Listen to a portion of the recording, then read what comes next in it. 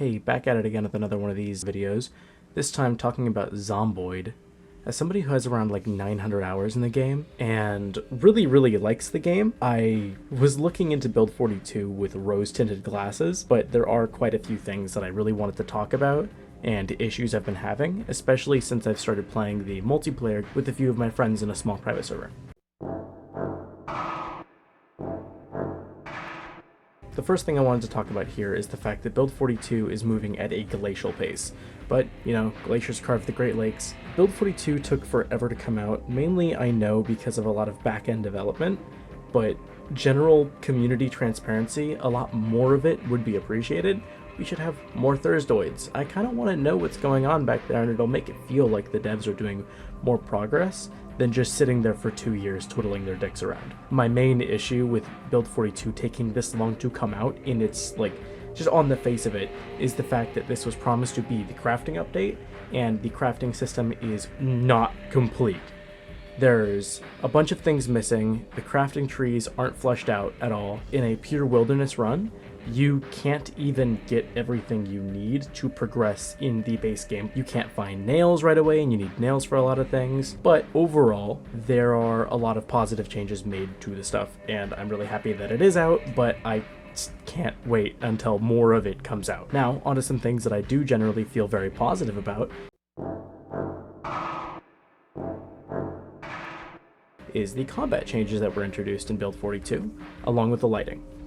Gunplay feels really good in Build 42.13, not so much when the update first came out, but we don't talk about that very much, okay? Also, the ragdolling's very nice. The limb targeting system in an isometric game, though, is something that I think we need to talk about, in the fact that it is almost entirely unrealistic to have a good-feeling limb targeting system in an isometric game. I like the idea of it. I like clicking on heads to take the aiming skill out of the character's hands and put it more into the player's hands, but that's kind of a double-edged sword.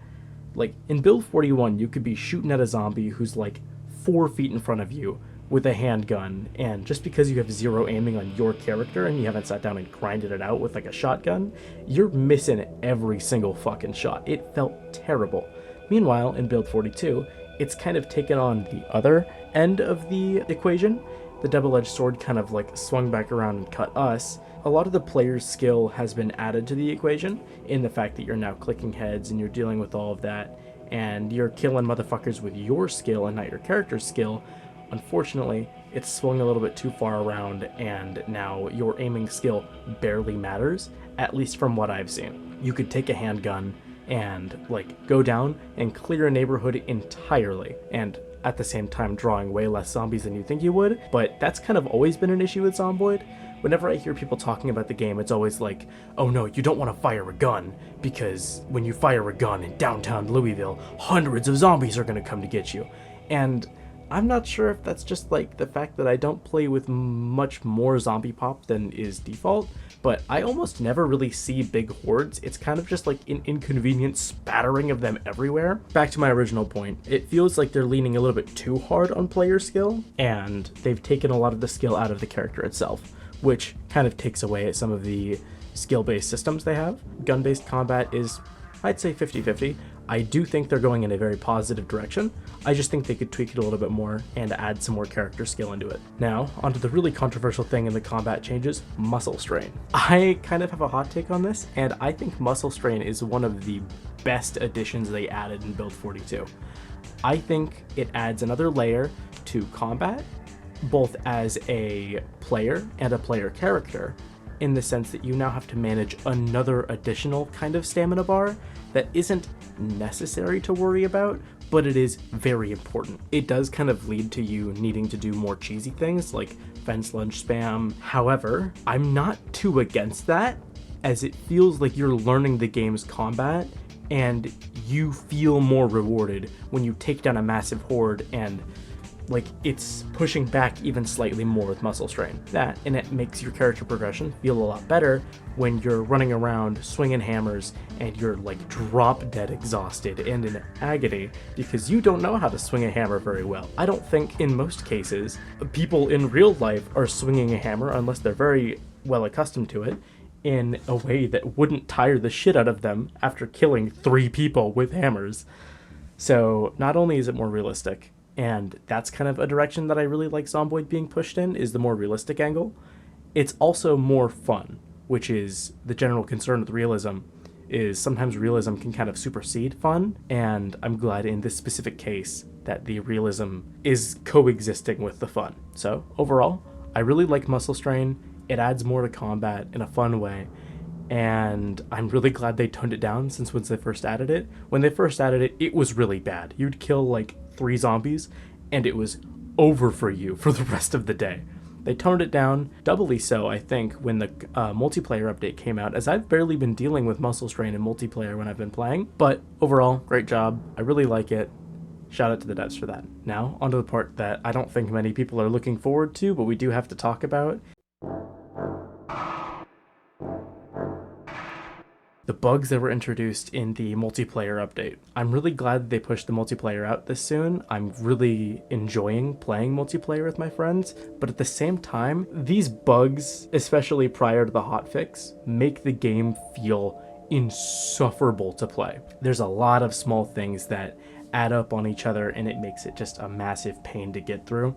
The first one we're going to be talking about is just a bunch of little things, like ammo boxes opening up the wrong ammo, which is just a minor inconvenience, unequipping your weapon whenever you jump through a window, which can prove to be a major issue if you're jumping into a room that has a bunch of zombies in it and you're trying to deal with them.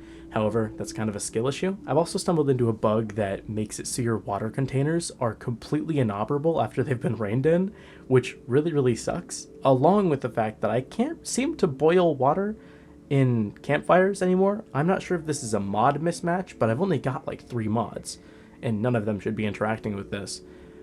I have like 4 buckets in my multiplayer save that are completely useless now because of this, and I've been working up to melt them down. UI scaling, and this has kind of been an issue for ages. I know this was an issue in build 41, but we weren't interacting with that many massive menus in build 41 as we are in build 42. My friend has this weird bug, well, not so weird bug, it's kind of foreseeable, where he has a smaller monitor and as so has to use a smaller resolution to make the game fit properly on it, and it's kind of forcing him to only use a smaller resolution as it's a weird monitor issue. But the UI does not scale at all, and that makes the crafting button on the menu completely fall outside of it, making it so he cannot queue up crafts at all, and he has to individually double click the item every single time he wants to craft something. I would not wish that on my worst enemy, let alone my friend. Think about all the times you're picking thread out of rags to train tailoring, which he is doing, by the way. He's playing a tailor in my game, and he has to click every single time he wants to pick thread. That sounds horrible. I don't think UI scaling should be this much of an issue and make the game either inconvenient or inaccessible at times to, albeit small part of the population, as I think almost everyone's running around with 1920 by 1080 monitors, but it's still a consideration that should be thought of and hopefully should be looked into getting fixed. Also, the cherry on top of this cake, specifically for the UI scaling issue, is the fact that there is the UI scaling button, the button that lets you drag the menu in and out, isn't, like almost everything else, on the borders of the window. It's on the very bottom right border of the window exclusively, and that's the part that falls out of the menu, so there's no fix we've been able to find for this. We've been fighting to like fix it for a little while now, and it's just been insufferable. Now, the big thing, crafting changes.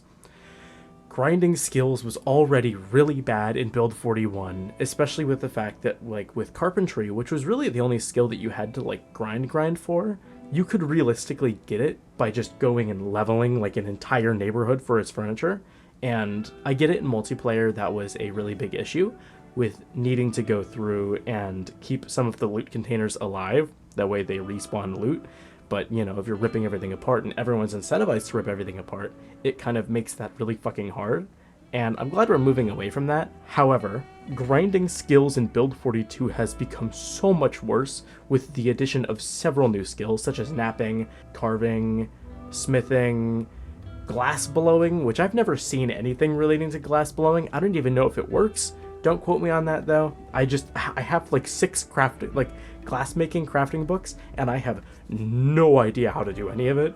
nor have I really felt a need to do any of it because all the glass items you find in spades everywhere else. But knapping, carving, masonry, pottery have all felt really, really bad to level because you just have to sit down and do the crafting over and over and over again. On my personal server, we're playing with a 2 times XP bonus to all of the crafting skills, and I could not imagine playing without that, because even then, I have spent the entire game leveling my carving, taking a bunch of trees and carving them down and whittling them down with Wilderness Explorer, so I'm getting a plus 100% XP bonus to all of my crafting and XP related to that, but I'm still only at level 7, and I've just now unlocked the ability to make a short bat, something that can't even hit multiple zombies if you have multi-hit enabled. However, that's not even the worst one. The worst one is pottery, which barely even functions, as the pottery wheel in my game is completely inoperable. I never had this issue in the single player, but for some reason in the multiplayer, the pottery wheel just simply does not want to fully finish the crafting recipe, and this has led to many a wasted clay and many a wasted time. But having to sit there and knap like 40 stone blades to be able to do anything worth knapping is not only tedious, is just a blatant disregard of your time, especially in a multiplayer game where you cannot speed up time. In a single player game, yeah, I guess it's more understandable as you're playing with time skip enabled, and you can really kind of go around with time skip and just like, you need to go find 40 stone bits, but you can knap 40 stone bits in like 10 seconds. So it's not that big of an issue. But the skill and bottleneck that I have the biggest issue with is, oh my fucking god, do I hate clay in this update. I hate how much you need clay. I hate how little clay you get. I hate how you find clay. Clay is my #1 op. I have around, I think, 150 hours in build 42, counting the single player, and I have never seen an organic clay deposit. I have ran up to the river in Louisville, I've run up and down it, and I have not seen a single clay deposit. I have been wandering through the forest in our multiplayer game as I'm playing at Park Ranger with maxed out foraging, and I've still found barely enough clay to get by, and I haven't even been using the clay for its intended purpose of like making casting molds and anything like that to make smithing like even slightly operable by scrapping a bunch of shit and casting them. Which, by the way, why the fuck are the molds that you cast metal into completely single use? I get it, it's realistic, but it's just a major inconvenience that is completely unnecessary.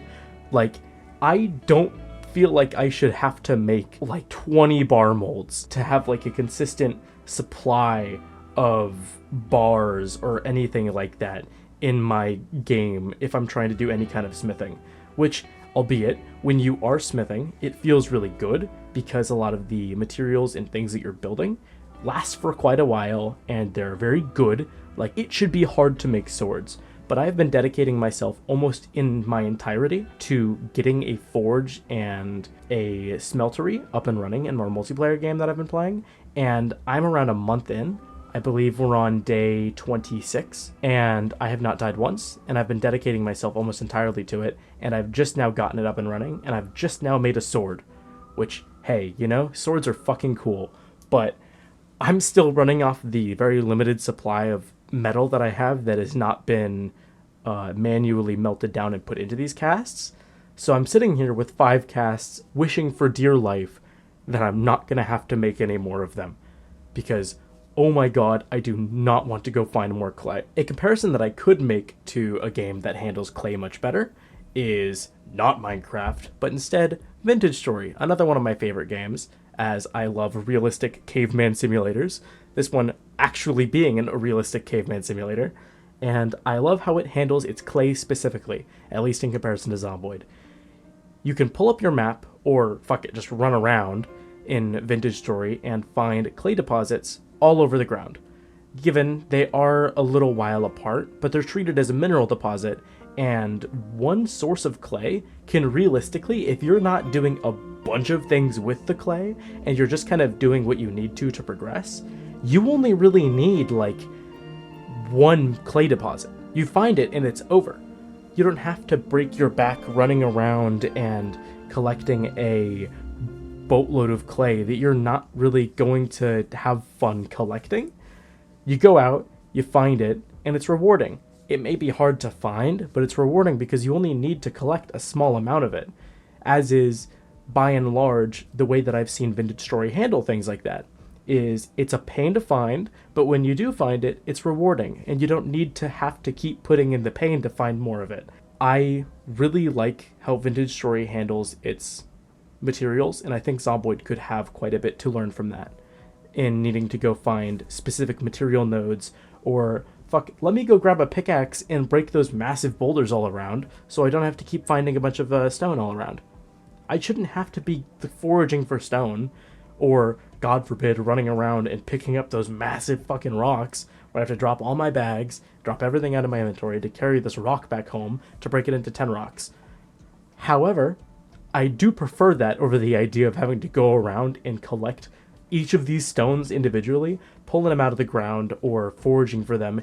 Either way, that doesn't sound very fun, as it's tedious. You have to do it for a significant amount of time, and you can't really get better at it. I think that's about all I really need to talk about, or at least it's coming to mind about the crafting update, is just that it takes forever to build anything, as you need to farm a bunch of skills, and a bunch of the processes in and of themselves are broken in the multiplayer game, but I'm hoping that'll get fixed. And time to finally move on to the last little bit here. The large increase in non-skill books is making skill books much harder to get right now, unless you turn your literature thing up, and I have not found a proper setting that lets me find as many skill books as I used to find in Build 41, because in Build 41 there weren't many like non-skill books. You'd go to a place, you'd find a few skill books, and you'd walk out and that'd be all.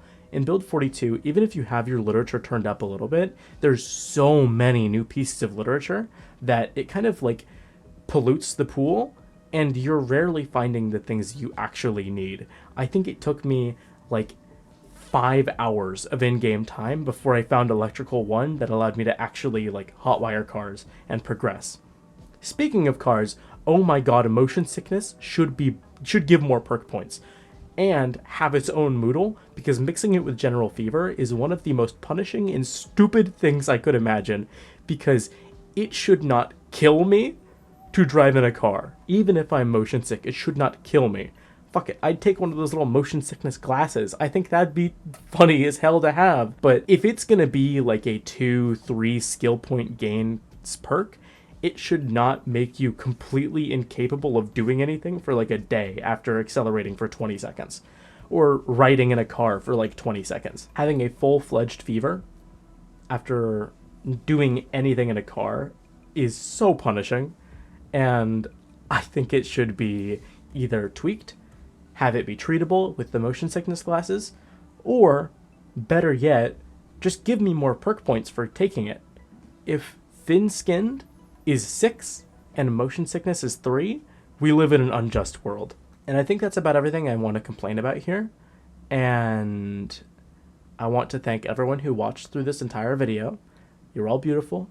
I love you. Bye-bye.